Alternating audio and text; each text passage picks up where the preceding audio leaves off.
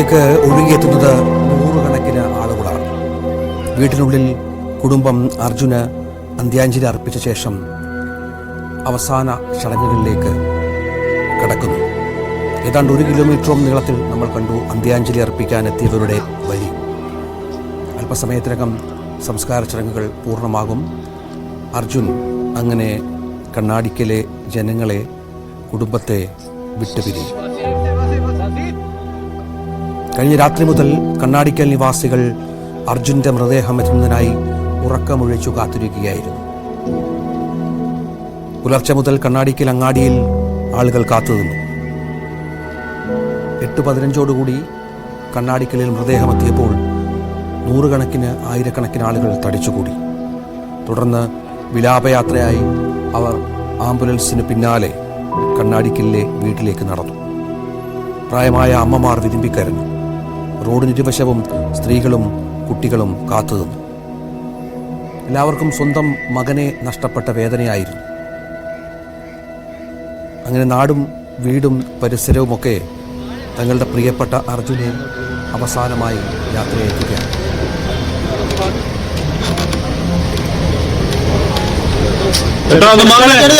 ചിതയ്ക്ക് തീ കൊളുത്തുക.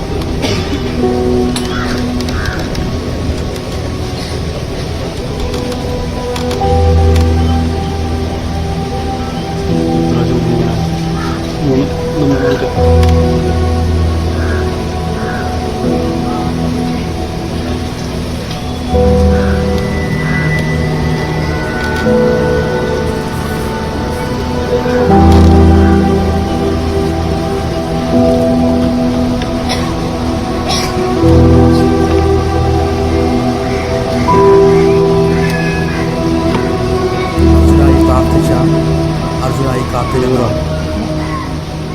ആയിരക്കണക്കിന് നൂറുകണക്കിന് ആൾക്കാരെ നമുക്ക് കണ്ണാടിക്കലിലെ വീട്ടിൽ കാണാം. ഒപ്പം എത്രയോ പ്രമുഖരായവർ അവസാനം കാഴ്ചയ്ക്കായി കണ്ണാടിക്കലേക്കെത്തി.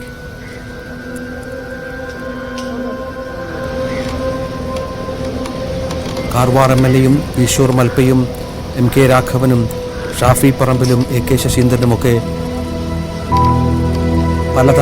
നിരവധി തവണ ഈ അർജുനെ ഒന്ന് മടക്കി കൊണ്ടുവരാൻ, അല്ലെങ്കിൽ അർജുനെക്കുറിച്ച് എന്തെങ്കിലും വിവരങ്ങൾ ലഭിക്കാനായി ഒരുപാട് അശ്രാന്ത പരിശ്രമങ്ങൾ നടത്തിയവരാണ്. അപ്പോൾ അർജുൻ്റെ ചിതയ്ക്ക് തീ കൊളുത്തുന്ന കാഴ്ച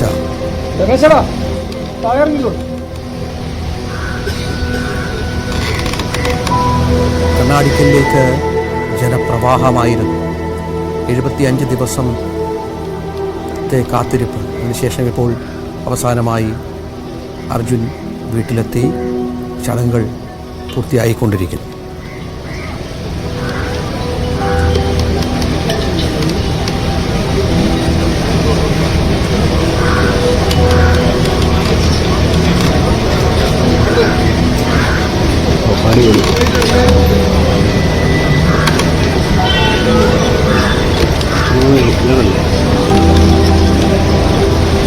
കേരളം ഇത്രയധികം കാത്തിരുന്ന ഒരു മനുഷ്യന്, കേരളമൊട്ടാകെ പ്രാർത്ഥനയോടെ കാത്തിരുന്ന ഒരാളില്ല.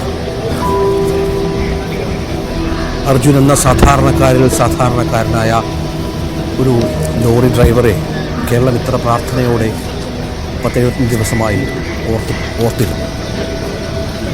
അത് ഏറ്റവും ഒടുവിൽ കണ്ണാടിക്കലിലെ ആ വീട്ടിലും കണ്ടു. നൂറുകണക്കിന് അർജുനെ ഒരു തവണ പോലും ഒരു പക്ഷേ ജീവിതത്തിൽ നേരിട്ട് കാണാത്ത അനവധി ആളുകൾ അർജുനെ അവസാനമായി കാണാനായി ആ വീട്ടിലേക്ക് പ്രവഹിച്ചു. ചടങ്ങുകൾ പൂർത്തിയാക്കി അർജുൻ്റെ മകനും സഹോദരങ്ങളും ബന്ധുക്കളും അടക്കമുള്ളവർ മടങ്ങുകയാണ്.